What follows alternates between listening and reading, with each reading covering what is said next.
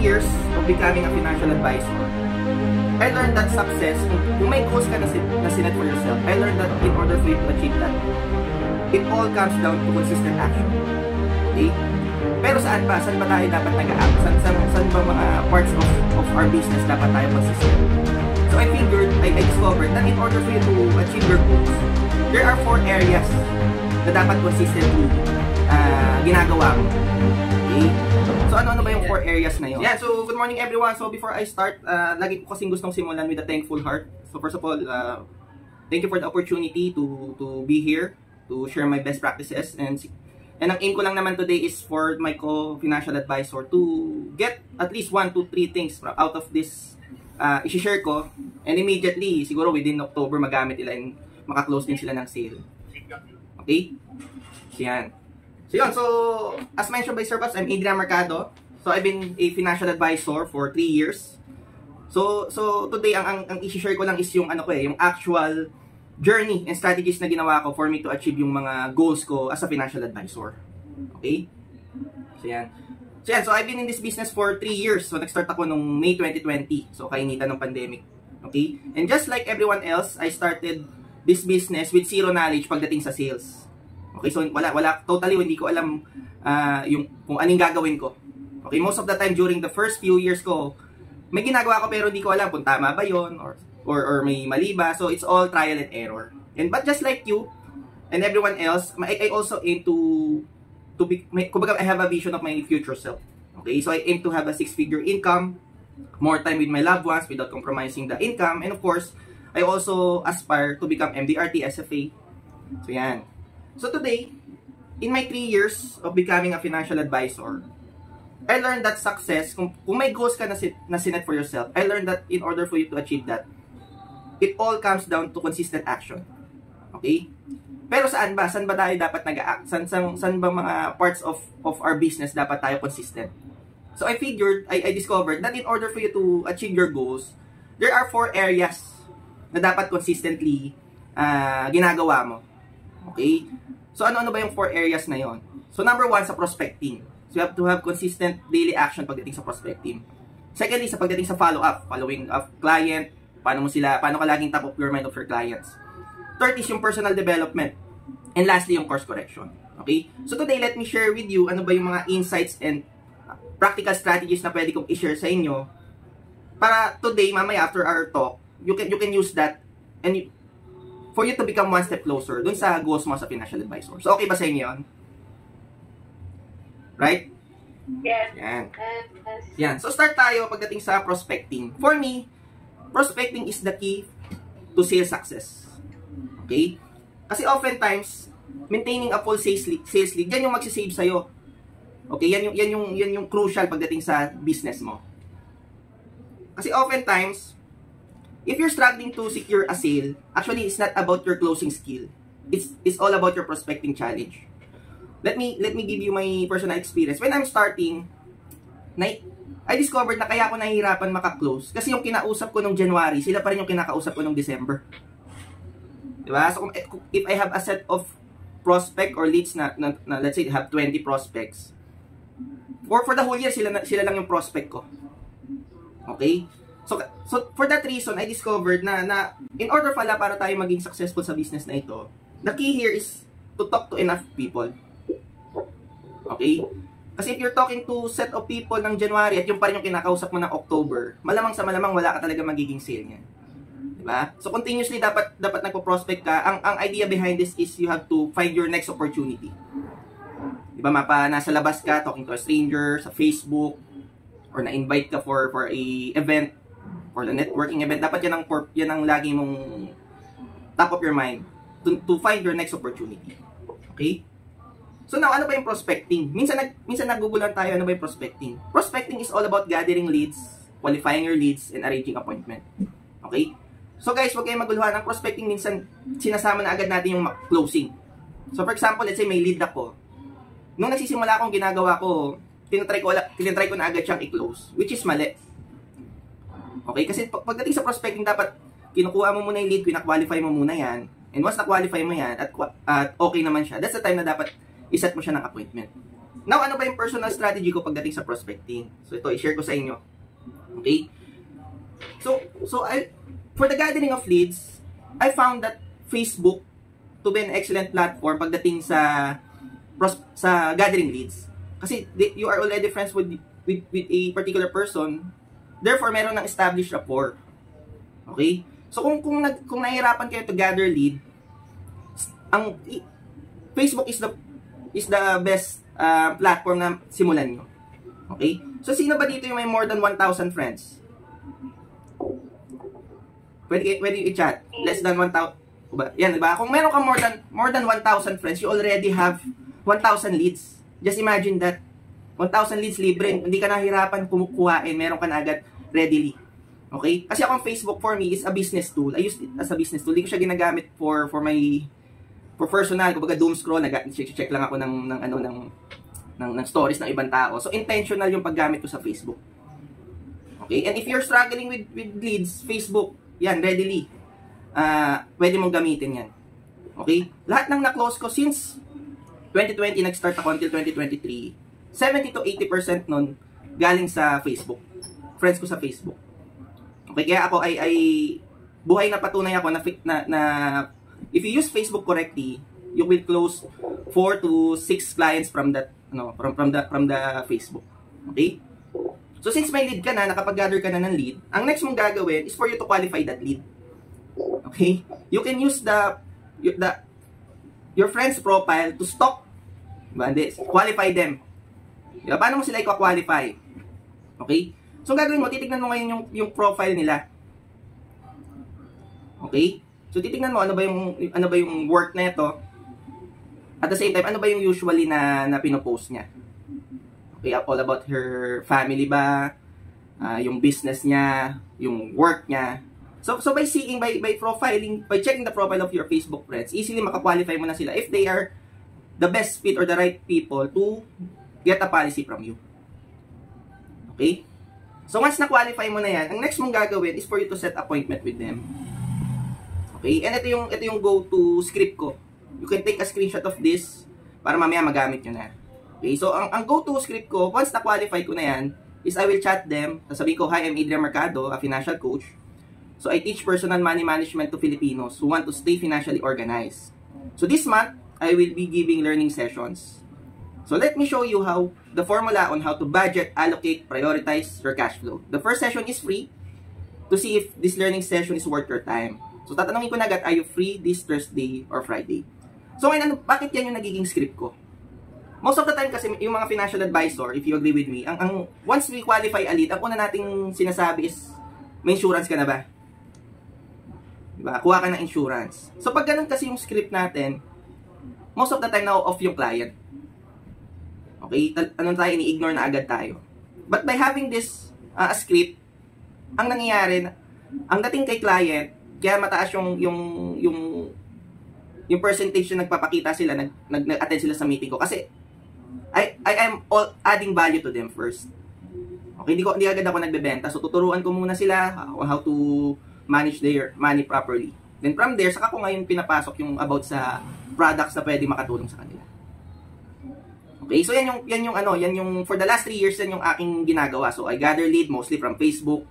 Sa Facebook, kina-qualify ko yung client ko. At the same time, once na-qualify ko na, na-assess ko na sino yung people na qualified to get a plan, saka ko sila chinachat. Okay, and take note guys, I only have 2,000 friends. Until now, hindi ko pa rin na-chat lahat. Okay?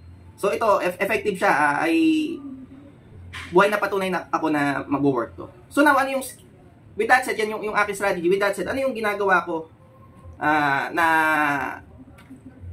schedule for my prospecting? So ako kasi, every day, I already committed 1 hour to 3 hours of my time na ang purpose ko lang is to prospect. Every day yan, walang patid yan. Monday to Saturday, pag wala akong benta, pati Sunday, sinasama ko na. Okay? So yan, so every day, on consistently basis, nag-aalat ako ng let's say 3 hours.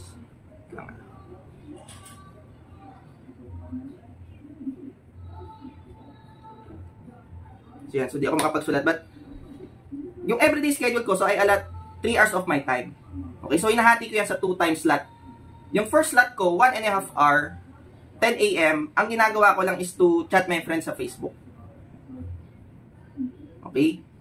So usually, sa umaga pa lang, half of my calendar is makakapag-schedule na ako ng 3 to 5 appointments. Okay? So may buffer lang ako na pag yung first time slot ko ng 10 a.m., 1 hour and 30 minutes, pag hindi nag-work, sa hapon, 1.5 hour ulit, 4 p.m. to 5:30 p.m., mag-i-schedule ulit ako niyan. Ang gagawin ko ulit mag-prospect. Okay? So yan yung aking schedule. And consistently, yan yung ginagawa ko. Kasi for me, hindi tayo magiging successful financial advisors kung if we are not talking to enough people. So if you get one nugget from this talk na ginagawa natin today, is for you to give a high importance pagdating sa prospecting. Okay? Dapat meron kang overflow ng prospect, ng leads. Okay? Para pag may nagno-know sa'yo, hindi ka masyado nasasaktan kasi meron ka ng background. Meron ka ng another opportunity. So may nagtanong, ano bang tanong nito?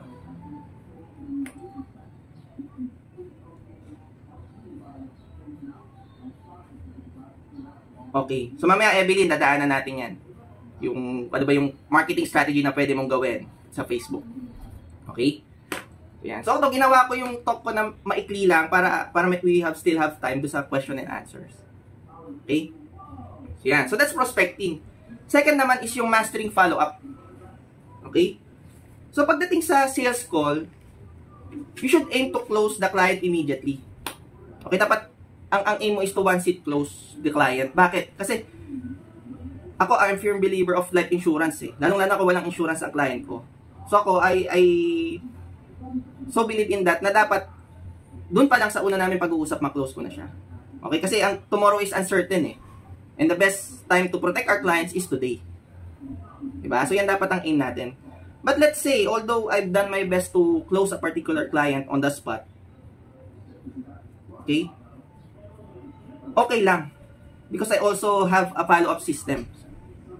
Okay? So meron akong ginagawang, alongside prospecting and closing client, following up is crucial. Okay? So, yan. So, ito yung statistics ng follow-up.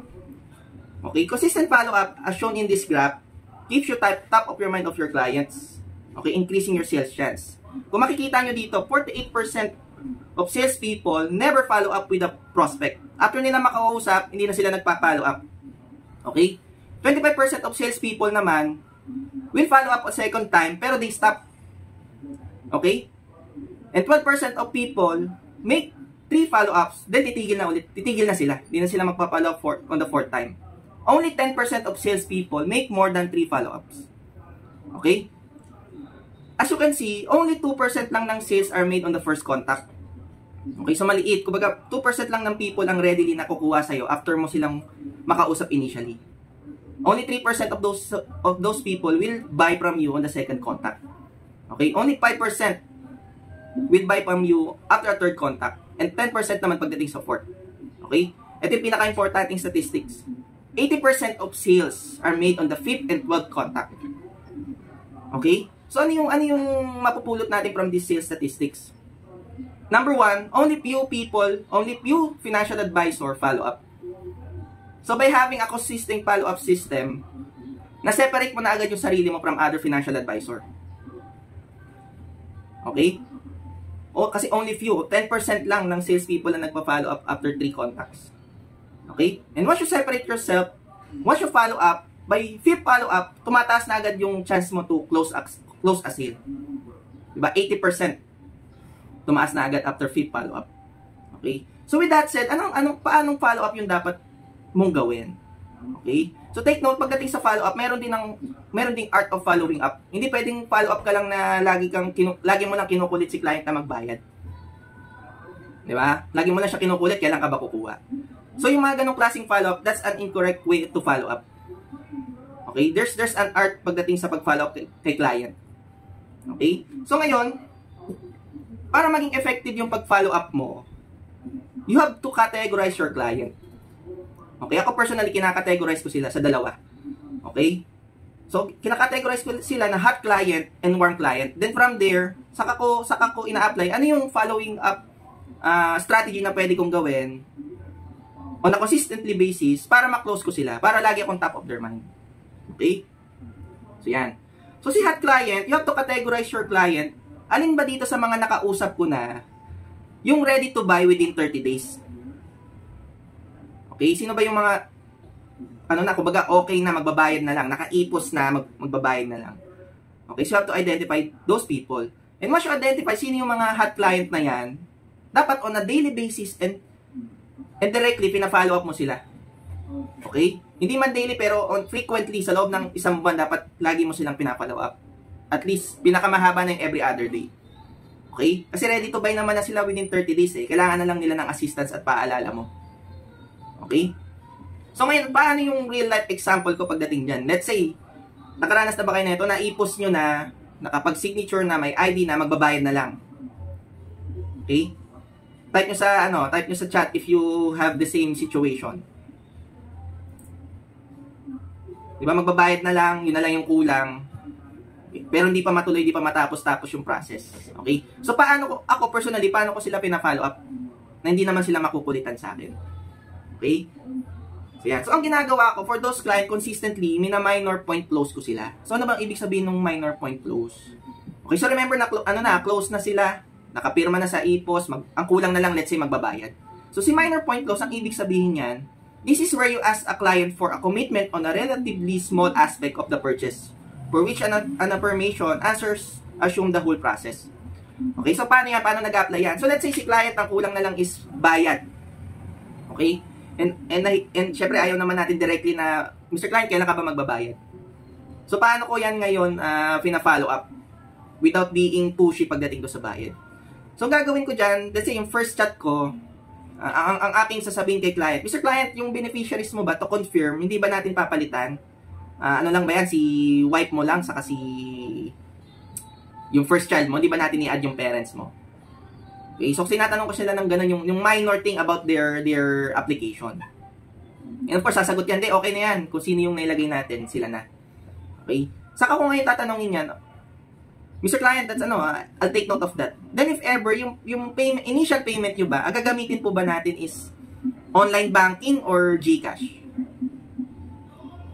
Okay? So without directly asking for the payment, they already have an idea na nagpa-follow up ako regarding sa bayad. Okay? Eh pag sinabi ko yan, usually, ang magiging response na niyan, either sige GCash. Okay? Yung ganong tekniko, it all works 100% of the time. Okay, kasi we are giving the control over the client. Diba? Na sila na bahala kung anong gagamitin nila. Kasi if you follow up client, na ang pina-follow up mo lang is manghingi ka ng bayad to ask for the payment, usually si client na iirita eh. So, kasi you have the control over magbabayad sila sa'yo or hindi. Eh, ang tao ay yung kinokontrol. So, by having minor point close, ang itatanong mo, GCash ba yan or online banking, mas malaki yung chance mo na magbayad na si client. Okay? So, ganun mong i-follow up yung mga hot clients mo. Alright? So next naman, once you identify sino yung mga hot client mo, you have to identify sino rin naman yung mga warm client mo. Si warm client naman, these are the people na interested na to buy, but they are not ready to buy for the next 30 days. Okay? So may mga ganito ba kayong client na sa November na, sa December na? Baka may nakausap kayo nung previous month, sabi October. Diba? Ngayon, so October ngayon, kukuha na raw sila. Okay, so ako, let's say ako, marami akong clients right now na October, sabi nila October. Pero I'm sure nakukuha na sila kasi I already have, nag-follow up ako sa kanila. So, anong follow up yung ginawa ko? So, ang ginawa ko kasi, for a warm client, I schedule a value-adding follow-ups, providing insights and information without immediate pressure of sales. Kasi nga, hindi pa naman sila ready to buy for the next 30 days. Okay? So, ang ginagawa ko for those client, ang follow-up ko, hindi yung follow-up na magsimula ka na ng plan, kuha ka na ng insurance sa akin. So, ang follow-up system ko is I always add value to them. Okay, so paano yan? So, let's say, may client ako nung, real life example, may client ako nung October, sabi niya, October siya kukuha. August ko siya nakausap. So, August, September, October, nag-add ako ng value dyan. So, ang in-add ko ng value dyan, let's say, yung sa Manulife Online natin, yung app. So nagbibigay ako ng insights na right now, Manulife is sumasabay na tayo sa technology. Okay? Or yung fund, natin, yung fund performance. So nagbibigay ako ng insight na ito yung fund performance. Okay, so mga ganong klaseng insight. What I find work the most is ito. Yung adding value pagdating sa book. Okay? So let's say matagal ko nang hindi nakakausap yung client. Then magpo-follow up ako this month. One of the way na nakita kong work is itong script na ito. Okay? So ang una kong gagawin, kakamustahin ko muna si client. Okay? So once nakamusta ko si client, sasabihin ko na binabasa ko ulit yung Rich Dad Poor Dad and naisip kita. Okay? And if ever, baka makahelp din sa itong book na ito. Okay? So magsasend ako sa inyo ng PDF copy or hard copy, saan ko pwede send. Okay? So usually, pag yung mga ganitong klaseng follow-up, natutuwa yung kliyente natin. Kasi, just imagine, let's say, may 10 client, may 10 financial advisor na gustong i-close tong particular client na ito. And all of those 9 clients, 9 financial advisor, wala nang ibang ginawa kundi kulitin si client to get a plan. Kailan ka ba kukuha? Simulan na natin pagkuha ng policy. Okay? But let's say, ikaw, the way you follow up is lagi ka nag-add ng value. Sa tingin mo, sino yung most likely ma-close yung client na yon? Kanino siya most likely kukuha ng policy? Dun sa taong kinukulit siya or dun sa tao na lagi na lang nag-add value sa kanya? Okay? So, ganyan yung effective way to follow up a client. Okay? Lagi mo isipin, ano yung value na ma-add ko dito sa client ko pag chinat ko siya? Ang purpose is for you to lagi kang top of your mind na ang purpose mo sa financial advisor is to add value to your client. And if you do that on a consistently basis, magugulat ka na lang sila na yung mag-chat sa'yo pag ready na sila kumuha. Okay? So, yan.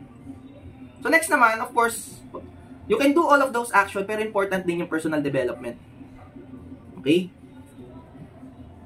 So, yan. Kasi as Abraham said, kung meron daw siyang 6 na oras to chop down a tree, he will spend first 4 hours of his time to sharpening the axe. Okay? Kasi yung achievement natin, kung ano mang achievement yung gusto mo, income, the MDRTs and SFA, the travel, the awards, it all depends dun sa development and skills na meron ka. Okay? Let's say, ang gusto mo, 6-digit income, pero yung skills na meron ka is for 5-digit income lang. Hindi mo talaga mag-goal yan, kahit makukuha yan, kahit anong class, kahit gano'n ka-intensive sa prospecting and following up mo. So, as a financial advisor, you still have to allot time pagdating sa personal development mo on a consistently basis. Okay?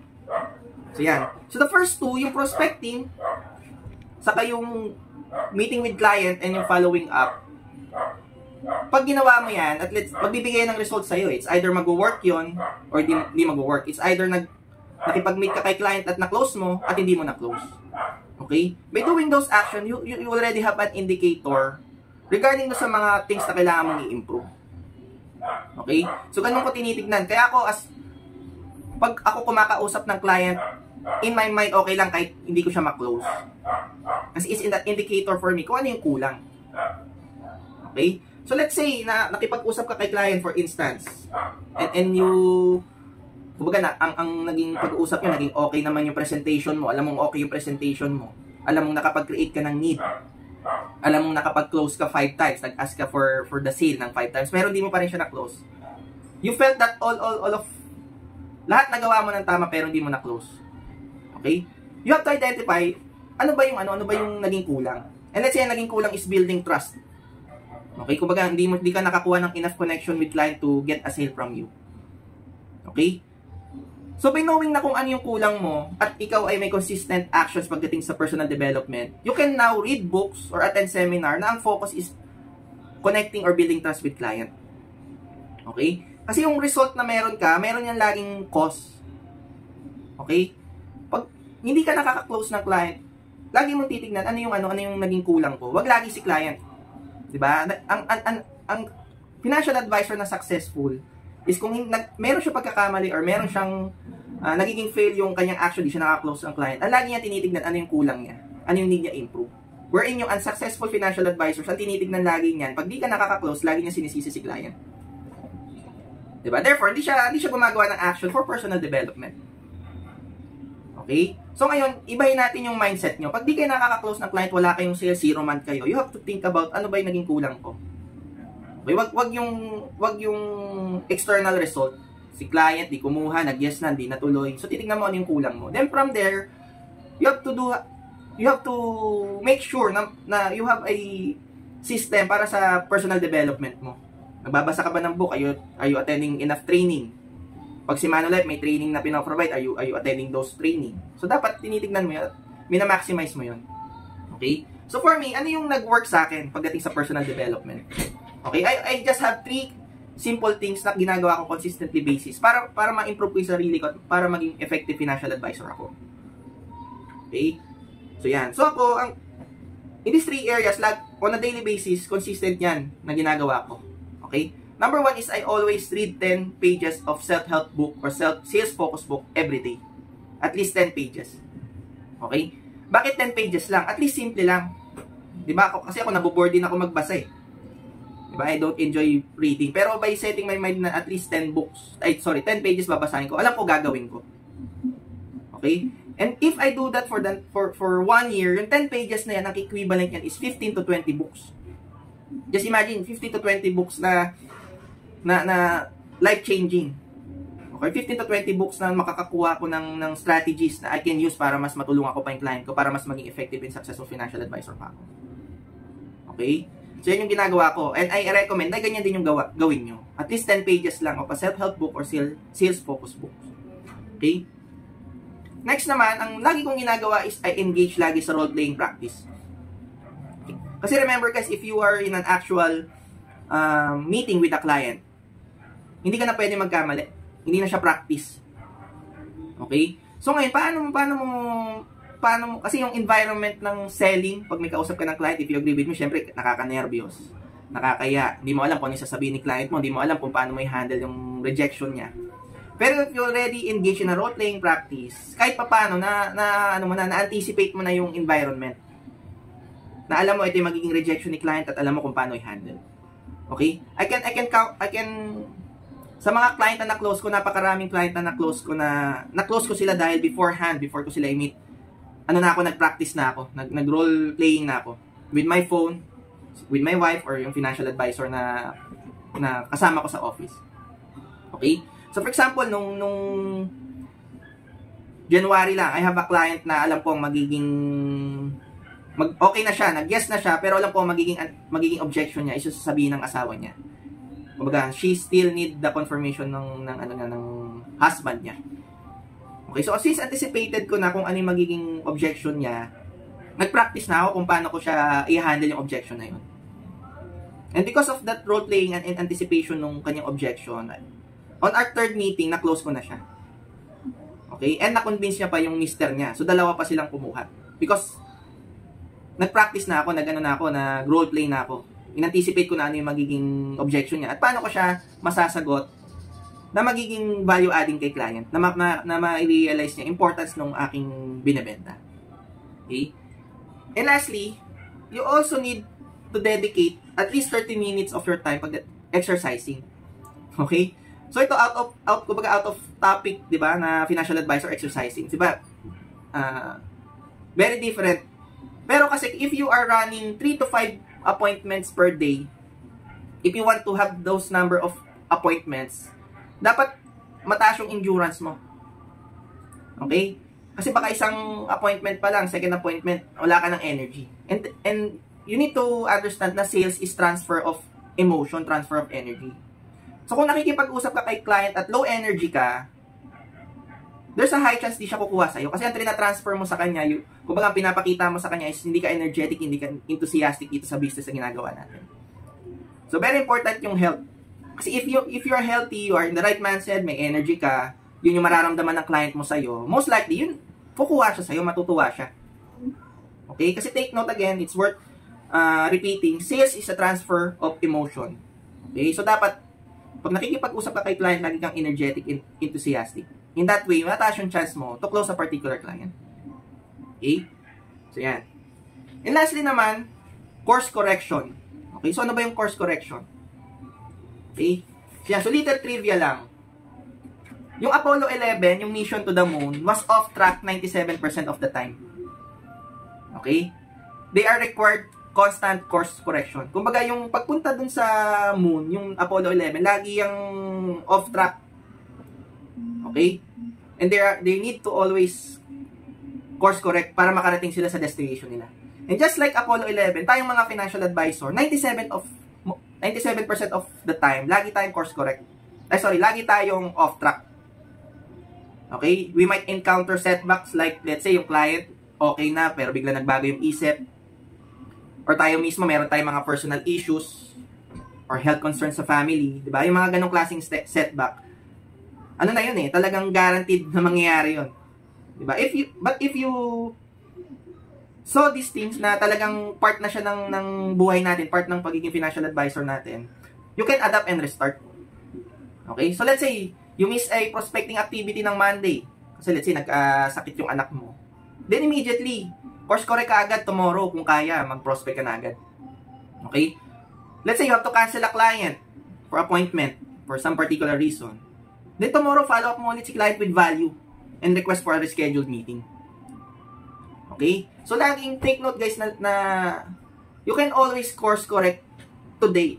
Kung may mga lapses kang nagawa previously, hindi mo nagawa yung particular action, you always have today to course correct. Kung yung Apollo 11 nga, 97% of their time, lagi silang off track at nakarating sila sa destination nila. What more sa atin din? Diba? So ako, paano ba ako nagko-course correct? Diba? Kasi ako, like most financial advisor, marami tayong setbacks. Tinatamad tayo, sarap mag-extend ng pahinga.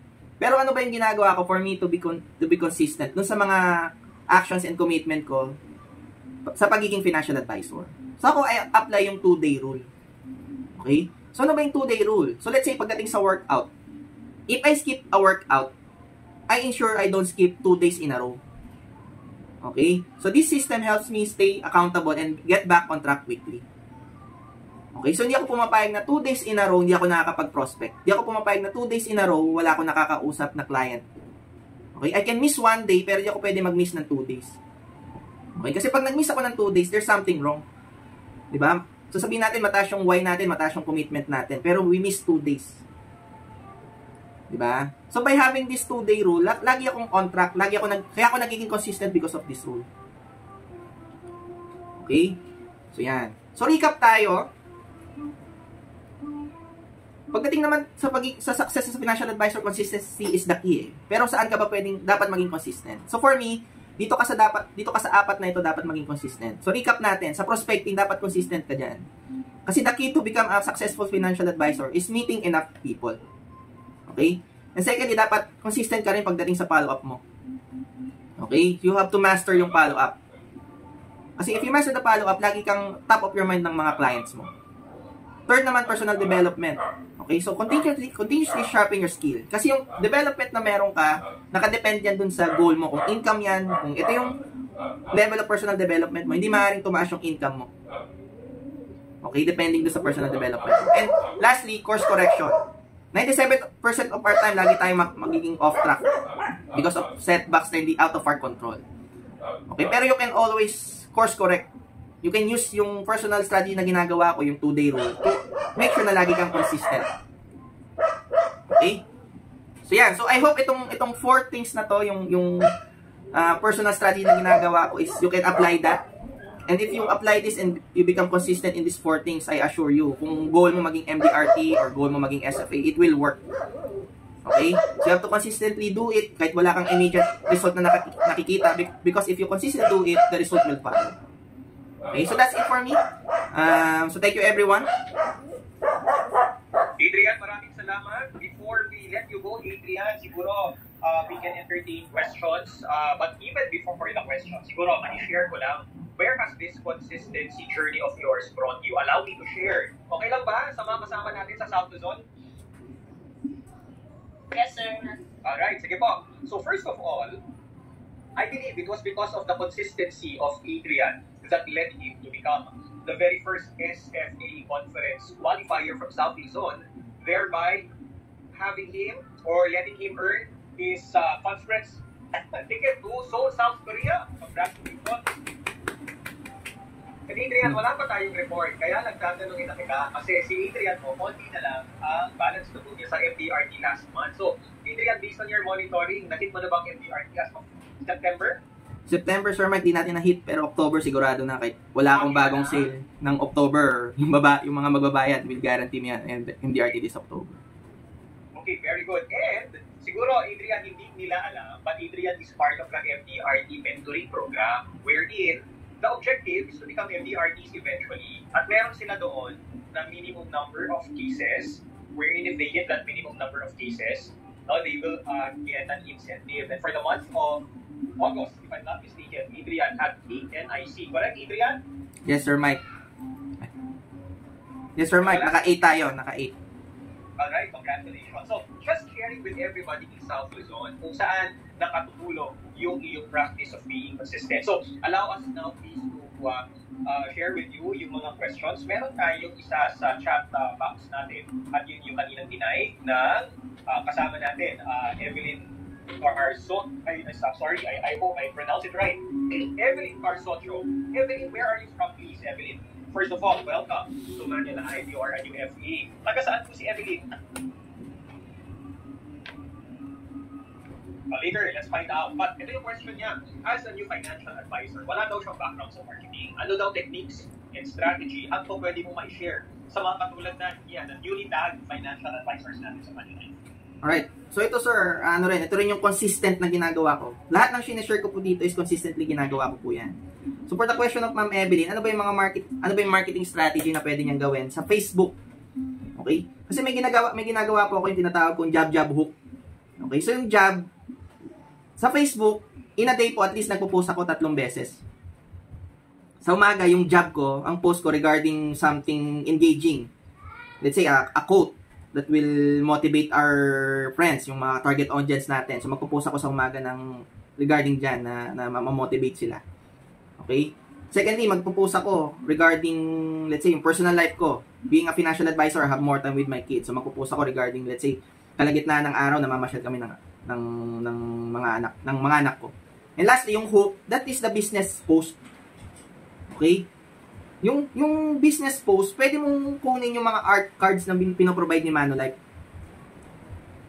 Diba? So, pwede mong yun yung post mo or gumawa ka ng sarili mo. So, bakit ganun yung strategy na sinishare ko? Kasi yun yung hack pagdating sa algorithm eh. So, si Facebook, pag yung first few post, kasi pag tayo nag-post ng directly regarding life insurance, ang nagiging tingin tuloy ng audience natin sa atin, lalo na yung mga friends natin, i-ignore lang nila lagi yung post mo. Kasi sawan-sawa na silang makita yung mga post regarding life insurance.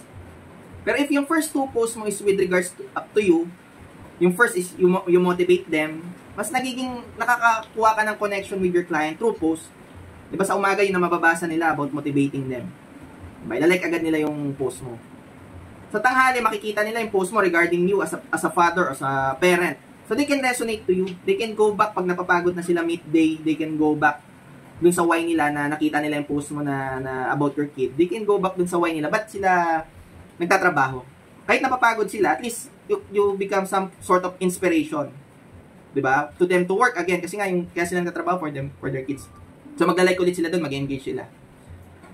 Kaya last yung business post. Kasi once nag-like yan doon sa first 2 post mo, doon sa third post, yung business post, si Facebook ang gagawin yan, ilalagay na agad yan sa top of the newsfeed ng client mo. Okay? For example, si Sir Mike nag-like yan doon sa first 2 post ko. Pag nag-like yan sa first 2 post ko, for sure, yung third post ko nasa top of his timeline na yon. So makikita niya ngayon yung business ko sa financial advisor. Okay? So yun yung marketing strategy na ginagawa ko. Kaya pag ako kumakausap sa client, aware na sila, kumbaga na-brainwash ko na sila na I am authority pagdating sa financial industry. So pag mini-message ko sila at sinasabi ko na natutulungan ko sila about sa pag-handle ng money or personal money management, naniniwala na sila kasi nakikita nila na yun naman talaga yung ginagawa ko. And secondly, yung mga client naman, yung mga people naman na ready na kumuha, wala lang kumakausap sa kanila, ako yung unang kinakausap nila. Kasi nga lagi akong top of their newsfeed. Okay, so again, jab hook. Yun yung gawin mo. Jab is first 2 posts mo about your personal life or motivating your client. Lagi mong last 4 p.m. or 5 p.m. yung hook or yung business post mo. Galing, Adrian, salamat for sharing. Sana nakuha yan hindi lamang ng mga bago natin kasama sa Manlife, but also yung mga datihan na. So, makakatulong yung first 2 sa pagiging top yung mga posts doon sa third, which is yung gusto natin na magkaroon ng result ng business related. Salamat.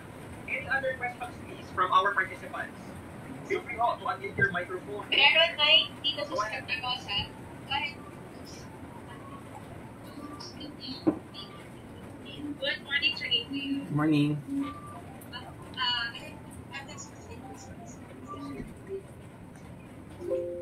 Medyo mahina. Medyo mahina. I-request natin mga pwede taksan ko. Hello? Sir, kasi po since you've mentioned that Facebook po talaga yung ginagamit ninyo in prospecting, I'd like to know, ano po yung strategy ninyo kapag yung may mga clients kayo na yung scene zone? Scene zone na.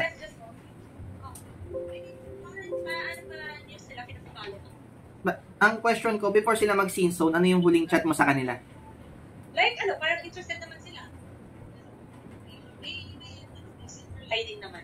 Pero eventually, parang di na nila nakita yung mga sunod na messages. Paano yung how do you handle this? Okay. So ako kasi, ganito yung, may system kasi ako sinusundan eh. So let's say, chinat ko si client. So na-qualify ko naman siya. So ang ginagawa ko, pag qualified siya, paano ko ba may schedule si client na yung magiging appointment namin is not about utang na loob ko sa kanya. Kasi usually ang nangyayari, may insurance ka na ba, meet tayo. Ang nangyayari, parang utang na loob natin kay client yung pakikipagkita sa atin. Okay, so ang ginagawa ko, katulad nung pinakita ko dun sa script na pinakita ko kanina, na pag nakipag-meet ako kay client, ang thinking niya, mag-a-add ako ng value sa kanya. Okay? So that's very important. Kasi dun mo makikita kung paano mo siya re-responsan dun sa scene zone. Okay, kaya tinatanong ko ano yung naging dahilan niya, ba't siya nag-scene zone. So let's say, umuo siya sa akin, nakausap ko na, na-close ko na, soft close na. Nagbigay na ng ID, wala lang payment, at nag-scene zone. So ang gagawin ko dyan, I will be direct to them. Okay, so yung particular example mo ba, nakapag-ipos na kayo, kukuha na siya, tapos bigla na lang hindi nagpakita? Hindi nag-ano? Tama ba, Josh? Hindi pa naman, sir. Kapag parang yung sa ano pa lang, setting up payment pa lang, for example. So pag ganun, pa lang kayo, nasabihin, just, yung ano pa lang, nagpapakialam ko. So pag ganyan, pwede mong gamitin yung script na binigay ko. Saan ba yun? Nakita mo ba yun, Josh, yung script? Lahat ng nag-scene zone, lahat ng nag-scene zone sa'yo, i-message mo sa kanila yon. Kasi kaya yan nagsi-scene zone, kasi ang nangyayari, hindi pa siya ready. Hindi lang siya makahindi sa'yo. Hindi lang siya, kumbaga, hindi lang siya makahindi sa'yo, hindi pa siya ready. Or, nakukulitan. Di ba? So, kumbaga, kaya siya nakukulitan kasi hindi niya nakikita yung value na makikipag-meet siya sa'yo dahil siya yung makikinabang. So, by giving that script na ang ginagawa mo is hindi mo naman siya bebentahan, hindi kayo mag-uusap about life insurance, wherein yung pag-meet nyo is all about you adding value to her, most likely, magme-message yan. Okay? Mag-ano yan sa'yo, magre-response yan. If she is really interested pa din. But let's say, hindi pa rin nag-response.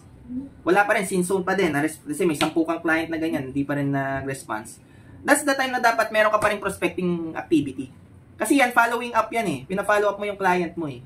So, pag di yan nag-response, after 3 message, ilagay mo na siya doon sa warm leads mo.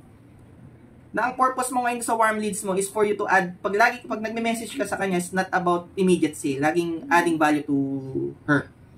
Let's say, may nakita kang libro na sa tingin mo makakatulong sa kanya, gusto mo i-share yung book na yon or may insight about the fund. So, andun na siya sa warm leads mo. Okay? Hindi mo na kasi makuklose yan. Agad-agad. So, ano ka na, planting and cultivating ka na dyan. Okay, so yun. So, I hope that na... Another question from Santa Rosa from Miss Jen. Sige. Parang, can I pass the phone?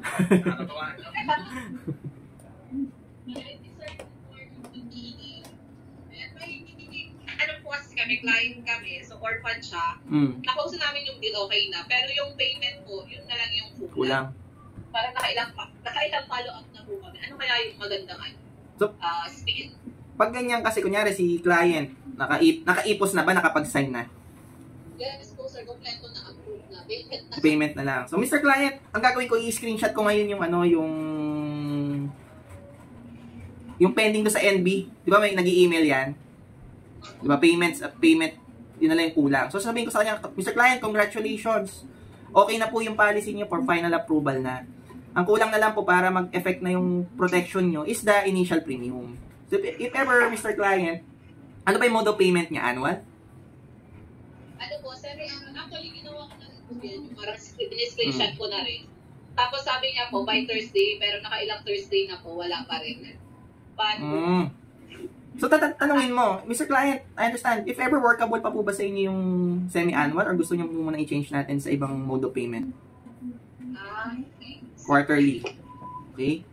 So, pag sumagot, let's say okay sa akin quarterly. So, Mr. Client, okay ba sa inyo GCash or online banking? Lagi mong tatapusin sa ganun. So, tanungin mo siya, tawagan mo, mas better pag ganyan, natawagan mo na siya. So, Mr. Client, nagkakaroon ka ba ng concern regarding the mode of payment? Medyo mabigat po ba yung semi-annual as of the moment? If ever, gusto po ba tulungan ko kayo? Kung di workable sa inyo semi-annual, i-change po muna natin sa another mode of payment para lang ma-effect po natin. Yeah, so ganon. So, mas, wag mo siyang, pag ganyan na nag-chat ka na ng maraming beses, much better tawagan mo na, wag mo na i-chat. Call na yan. Right, thank you, Okay, again. salamat, no, Jenna. One last, in the interest of time, maraming salamat sa mga tanong. Anyone online from anywhere in South Luzon? Dito sa Kalamba, meron po bang tanong? Okay, so kung wala na po, palakpakan po natin. Adrian, maraming salamat for your generosity in Thank you rin po, Sir Mike. your best practice